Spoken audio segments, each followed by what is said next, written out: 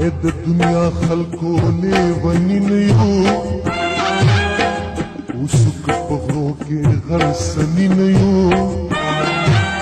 ځان خپل تهذیب خپل تمدن لرو دود لرو دستور لرو قانون لرو داسې نو بیهوده افغانان یو داسې نو بیهوده افغانان یو